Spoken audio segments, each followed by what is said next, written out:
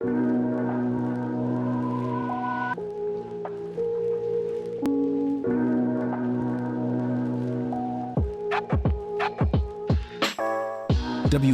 DuBois, Maya Angelou, Stockley Carmichael, Pauli Murray.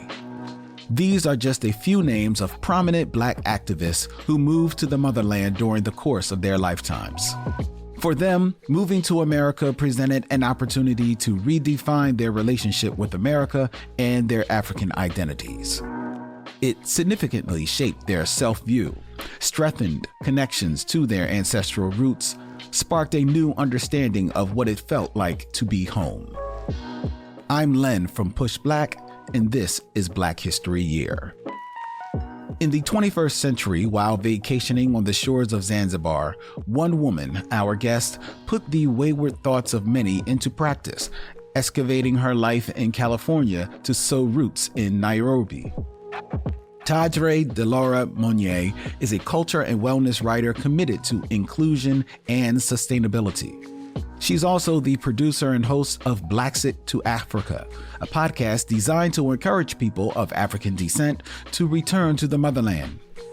Her dream is for our people to self-actualize, but she believes that it's impossible for us to reach our fullest potential in the United States. Toddré's mantra is that the United States doesn't deserve us. And in this episode's conversation with Jay, she presents a case for why Africa does. But first, there's a reason why Africa calls for us all. Once you get there, everything changes.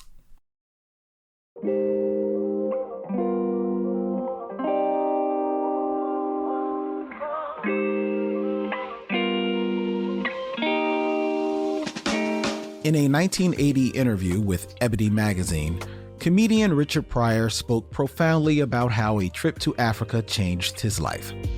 Arriving in Kenya, the vibrancy and beauty of the diaspora moved him in a humbling way to forever change the direction of his comedy. Richard also spoke of living in Kenya one day. That day never came for the funny man, but that warmth he experienced going home to Africa envelops everyone fortunate enough to return and touch our ancestral soil. Case in point, director Ryan Coogler. Ryan Coogler's inaugural journey to Africa as he directed the record-breaking film Black Panther was equally world-altering, renewing the eternal question, should we all consider returning to the motherland? Ryan Coogler couldn't make a film inspired by Africa without visiting the continent first. He wanted fictional Wakanda to reflect and respect real-life African traditions. What he didn't see coming was how wrong his Western view of Africa was. During his trips to Kenya, Lesotho, and South Africa, he realized we have way more in common with our siblings on the continent. I believe that the connection was lost until I spent time with local people, Coogler shared. A lot of the rituals they did amongst their tribe, he explained, are very similar to things Black families do back home. Then his epiphanies turned to the topic of strong women. In the world of Black Panther, Black women are depicted as spies, queens, geniuses, and warriors because, as Coogler said, that's African. When he told an audience that some Black Americans won't eat watermelon in public, an African woman said, "It's the most important food out here. It can give you all the hydration and nutrients out here in the sun," she noted. Why would you not want to eat what's so important to you and your culture? When he noticed similarities between his family and his hosts, the host told him, "That's because you are African. You're just doing what our people have been doing for thousands of years." So, are you ready to book that flight to the homeland yet? Toddré, what does Black liberation look like to you? Black liberation looks like Black people, people of African descent all over the world being able to self-actualize. Self-actualization, what does that mean to you? That means being in charge of your own destiny. It means doing what you want. It means being able to accomplish your goals, your dreams unfettered. How do you live that out in your life and the work that you do? How do you work towards Black liberation and self-actualization for yourself and for others? I really don't get too caught up in the doing aspect. I feel like our ancestors have done enough of that to allow me to just be. The other way is through my podcast, Blaxit to Africa, which is designed to encourage people of African descent to return to the motherland. Whether you're like myself, who's a descendant of those who were stolen, or you were born on the continent and you're in the global north, making your coin. I say bring your talent, your resources, all of that back to the continent. And you're there now, right? I am. I'm in Nairobi, Kenya. Kenya, you've been there for how long? A year and 8 months. I've been in East Africa since January 2018, but I've been coming to Africa since I was 18 years old. Was Kenya like your favorite spot, or is it just where you happen to be right now, your favorite spot for the time being? I just kind of landed in Kenya. It was like just happenstance. I wouldn't say that Kenya is my favorite. I haven't ranked the countries, but for right now, Kenya is perfect for me. Nairobi is perfect for me in terms of its infrastructure, what it has to offer, and also as a California native, being 1 hour away from the coast, that's just ideal. I'm curious as to what led you to Nairobi. What shaped your perspective to help you get to where you are today? Wow, that's a really good question. I would like to think my parents had something to do with that. So while other little girls was taking ballet, I was taking West African dance classes. I was also taking ballet, but then also West African dance classes. I've always just felt an affinity to Africa and Africans. And so my minor in undergrad was African studies. My major was sociology. And then in law school, my specialization was international human rights law.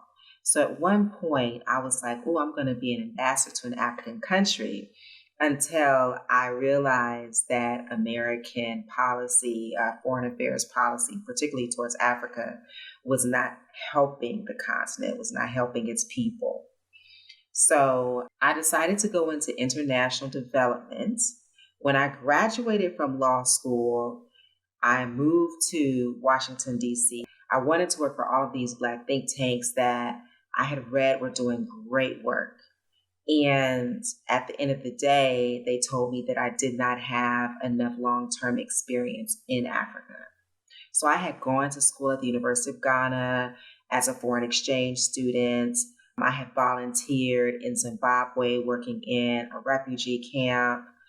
In law school, I was an international monitor for the Truth and Reconciliation Commission in South Africa, but nothing, lasted. None of those stints lasted beyond 6 months. So I ended up joining the Peace Corps, which I was very reluctant to do, but I wanted to kickstart my international development career. And all of those organizations I was interviewing with, they were like, you know what? Everybody in this office has done Peace Corps. Have you done Peace Corps? So I ended up in Namibia working with USAID and also obviously the Peace Corps doing teacher training as well as community development. And then in 2017, I was laid off from my job in Santa Monica. And I vacillated between, being angry or incredulous and then just like laughing hysterically. And I was kind of half-assed looking for work. And that previous year, I had gone to Zanzibar, Tanzania, for vacation. And you know, whenever you go someplace fabulous, you're always thinking about how you can get back and make that like your everyday experience. So when I was laid off and I was given a severance check and I was given unemployment insurance, I was like, oh, maybe I'll take this as an opportunity to move to Zanzibar. And that's what I did, January 2018. And I started out in Zanzibar. Zanzibar was supposed to be my forever home. And then I came to Kenya just on a pleasure trip. And it was my second time coming. And I've been in Nairobi, Kenya for a year and 8 months. Let's take it back to LA. All right. Okay. So you mentioned your parents had you in West African dance classes, and so you were exposed to different parts of the culture. Were you raised in a mostly Black community? No. Maybe that's the answer right there. Maybe I know for a fact when I was a teenager, when I was in elementary school, but mainly a teenager in Burbank, California, in the late 80s. I was the only Black girl in my school for a couple of years. I was thirsty for Black culture. And the only Black people I had around me was my father and my half sister. So that might have been it. Did any kind of fear or apprehension come into play for you, and how did you, if at all, and how did you overcome that when it came to taking that step towards moving? I am definitely a risk taker. I'm an entrepreneur. So that fear or the butterflies or the questioning that occurs when you're about to make a big life step, I know how to push past that. You know, there was a certain point where I was in my apartment in LA and it was just me and my boxes. And I was like, am I really about to do this? Yeah, you about to do this. Because for me, the scarier thing was remaining where I was and dealing with the micro and macroaggressions that had been contending with since I had moved back to Los Angeles as an adult. And I really just didn't see elevation, but I knew that there were more possibilities awaiting for me across the ocean. You know, one thing that I think, unfortunately, many folks in our community hold is we want to dissociate from Africa in many ways. Right? We've been trained to look at the continent in a certain way. Right? We got folks who were raised. The first exposure they had to Africa was, you know, Tarzan, the show, and things like that. So it's like there's a disconnect there, and I'm curious as to how you have encountered that in your experience. I describe my dad as a shade tree sociologist. You know how we have like these shade tree mechanics in the community? So whenever I had questions about the world, he always approached it from a sociological perspective. So I didn't grow up with these negative connotations associated with Blackness, Black people, or Africa. So maybe in that sense, I did have a running start. So instead of running away from Africa, I ran towards it. You know, when I was in law school, I was in like a West African dance troupe. I studied Chichewa, which is one of the official languages of Malawi. I never saw that disconnect. I never felt that disconnect. Pretty much wherever I go in Africa, even if I'm in Ethiopia or Morocco, people literally think I'm from there.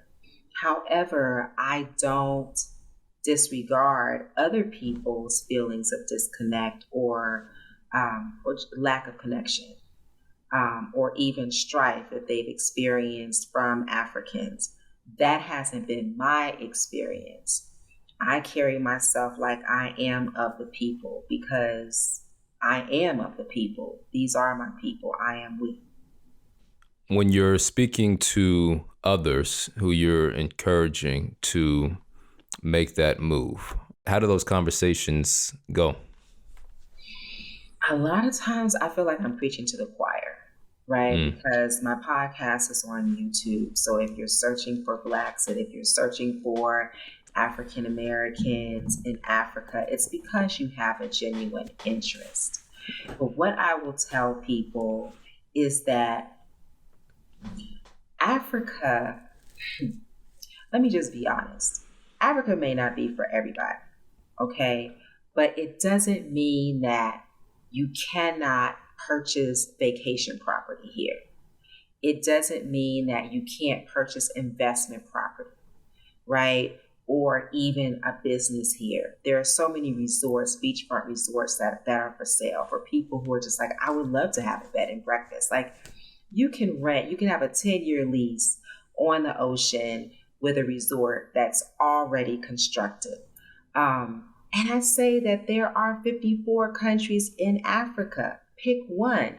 Each one has a different flavor, a different history, tradition, language, style, geographical influences and features. So I tell people, think about your legacy. When your children are tired of the rat race and they just need a break, you can purchase an island in Uganda for 10,000 USD. And, whoa, for my Say that again for us. 10,000. You can purchase your own island in Uganda, Lake Victoria, for 10,000 USD. By the time it's underwater, you'll be dead.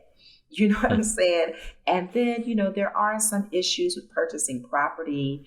Sometimes you can only get a 100-year leasehold. But again, you'll be dead by the time the property transfers. And of course, there are so many ways to circumvent. But, I also say just come visit. So we were all indoctrinated with the famine and the catastrophe and the droughts, all of the children with the flies circling their heads, people in need, the famine, the war. We were all indoctrinated with that. But then now we've got YouTube and we've got Facebook, we've got Instagram, we've got social media. And when you see people living their best lives in Accra, in Joburg, in Nairobi, then you have to start shifting your paradigm. Right? That media that we consume allows us to shift our paradigms and possibly see that there is life outside of America, outside of Europe, a very fruitful life. And one of the things that Black men say to me all the time about living in Africa is that they feel safer. And for me, I just feel a sense of freedom that I never had in the U.S. It was a freedom that I didn't know I needed because consciously I wanted to live in Africa because my heart was in Africa and I wanted to change my lifestyle. But I realized when I was in Zanzibar that the first 6 to 8 months, I was just decompressing from the United States. And then I was featured on another podcast and they asked me, was racism the reason why you left the United States? And my first response was no. But then I thought about it. I said, actually, yes. That was a huge reason because if I was just able to float, if I was able to reach my full potential and self-actualize in the U.S., there would have been no reason for me to leave. I would not have been pushed to search beyond U.S. borders. So again, I would just say, try it out. Maybe you don't live here 100% of the time. Maybe it's just for holidays and vacations. But Africa is an open market, and it's something that I think that we should consider. And, you know, we've been told all these things about Africa. I mean, some people have even gone to cocktail parties and been told that, you know, you're fortunate that your people were enslaved because otherwise you would be in Africa starving, right? Meanwhile, white people is over here living it up. Exactly. And been living it up. You know, they own whole forests. You know what I'm saying? I'm going to the coast for my birthday next week. And all along the coast of Kenya, Italian owned, German owned. I want to see more African Americans, Afro Caribbeans, Afro Latinos investing in Africa, purchasing this beachfront property, this mountainous property, and living their best lives as well. I think that, you know, there's clearly a individual opportunity for those of us who have the means to do that. I'm curious if you have any thoughts on collectively what opportunities exist to build just stronger bonds, whether it's culturally, economically, politically. There's a whole bunch of people that look like us over there that we share a fate with and share destiny with. If we only could understand it deeper and have closer ties, we may be able to exercise a different type of power in the world, on the world stage. We have to build that. We have to be very intentional about it. One thing that I think really needs to happen for us is a special visa citizenship, because the things that we deal with trying to get our documents in order in Africa, for me, it's just, it really pisses me off, you know, and I've said these things at the border, like, y'all treat us like we're strangers, like you don't know us. We are from here. And say, I know, you know, but it's not our rules, etc. Like, that needs to happen. So perhaps a lobbying organization that is able to meet with various African heads of state so that we can have the ability to settle in countries legally without having to jump through a lot of hoops. I feel like at this point, given the history, that's the least people could do. You know, Sierra Leone has taken the lead on that. If your DNA traces back to Sierra Leone, you're given citizenship. I believe Ghana has also taken the lead on that. Tanzania, Nyerere, he left land for Africans in the diaspora that is still unoccupied. But as far as like a massive movement, I haven't really gotten that far in terms of collectively. I've just thought about individuals and families returning.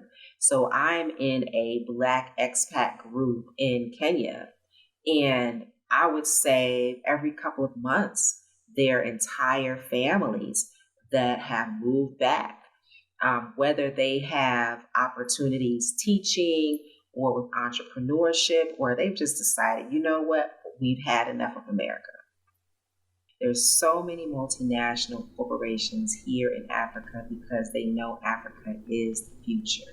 It's the past, it's the present, and it's the future. And the markets are wide open. Let's say you purchased a resort or property in Africa, let's say in Zanzibar, and you hired African Americans to manage it. You know, giving opportunities to people who have transferable skills in the United States who may not otherwise have the resources to come to Africa on their own. All of these fintech companies are popping up throughout the world, but in Africa, they're really being funded in a way that other startups are not. So there's another opportunity to employ Africans and African Americans to strengthen the local economy as well. I'm a big proponent of feeding into the economy versus charity. So Africa don't need charity.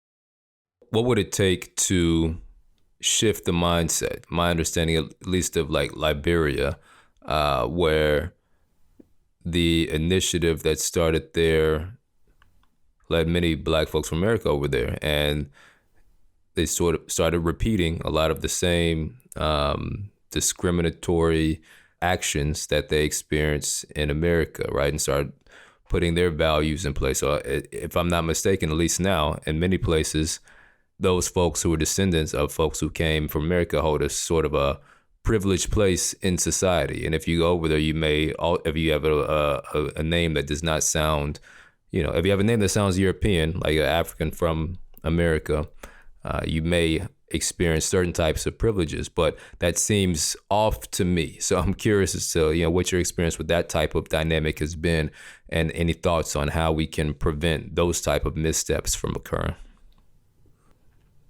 That's a really valid point, because I've seen that. I've seen people, whether they're, of African descent from the global north, or Asian or European, come to Africa and just really exploit. If you want to exploit a group of people, come to a developing country, because the economic situation is so off kilter when you compare the strength of, let's say, the pound to the Kenyan shilling.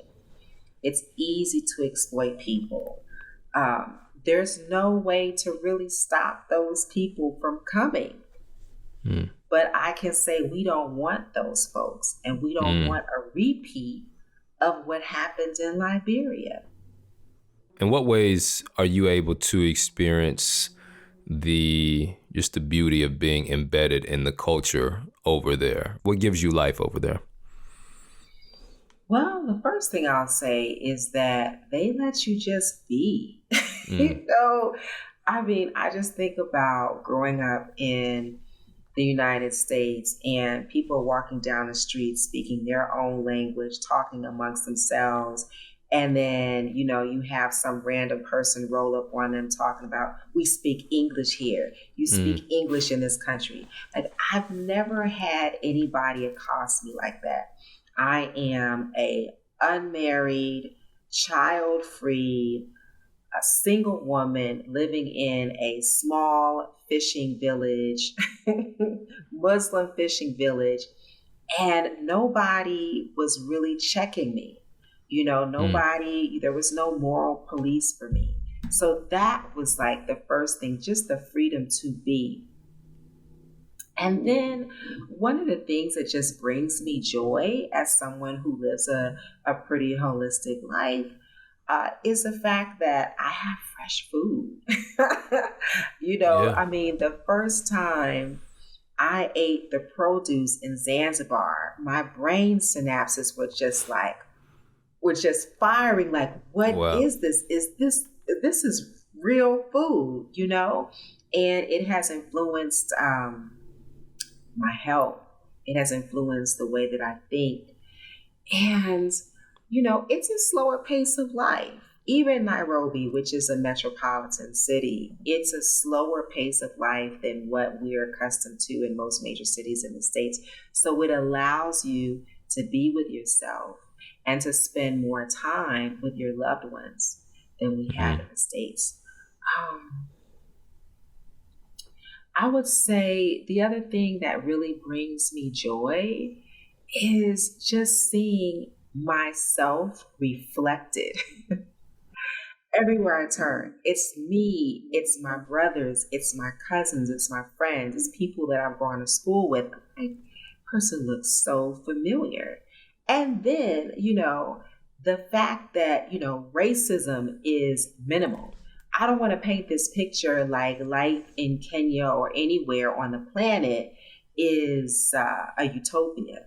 It's not, because of colonization, because of, global media, there's still a hierarchy, right? Mm-hmm. But the amount of racism that you experience in the U.S., like it's so much compared to what I may experience here 3-4 times a year. And to be able to exist without that constantly hanging over your head, without constantly thinking when you walk into a room, oh, is it because I'm Black?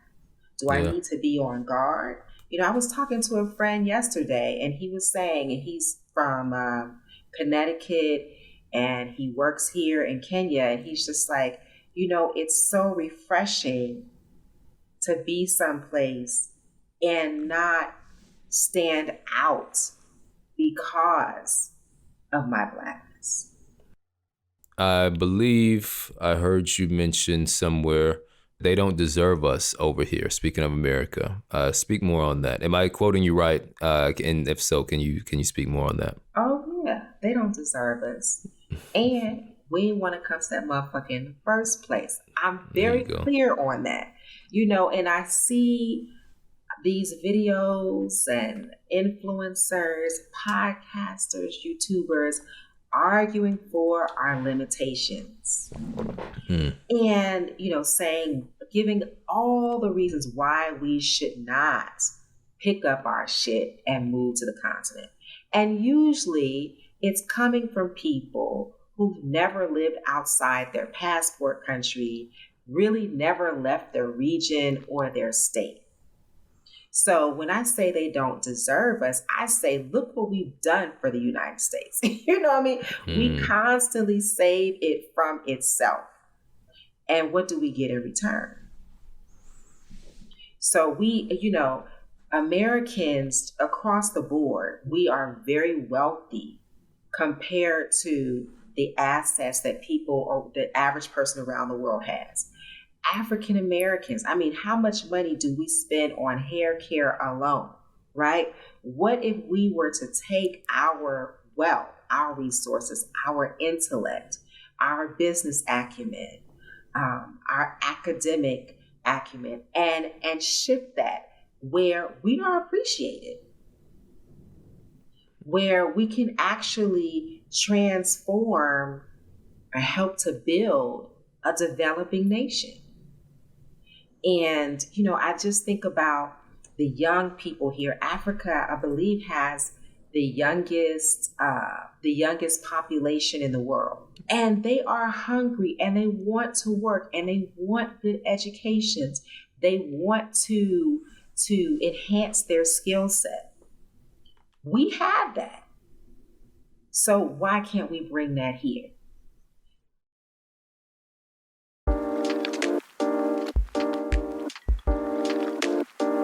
Toddré, thank you for your time. Appreciate you joining us on Black History Year. Thank you so much for having me, Jay. You can learn more about Toddré's life and her work by checking out the Blaxit to Africa podcast on YouTube. At Push Black, we agree with Marcus Garvey when he said, a people without knowledge of their past, history, origin, and culture is like a tree without roots. And I'm guessing you probably feel like that's important too.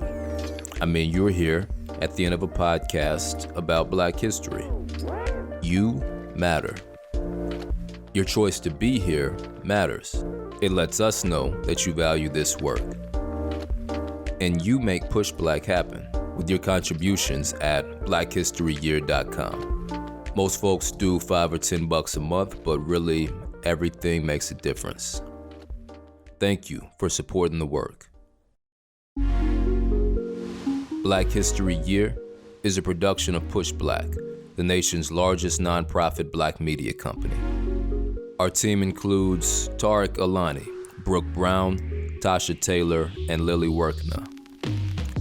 Producing this episode, we have Sydney Smith and Lynn Webb for Push Black, and Ronald Young Jr., who also edits the show.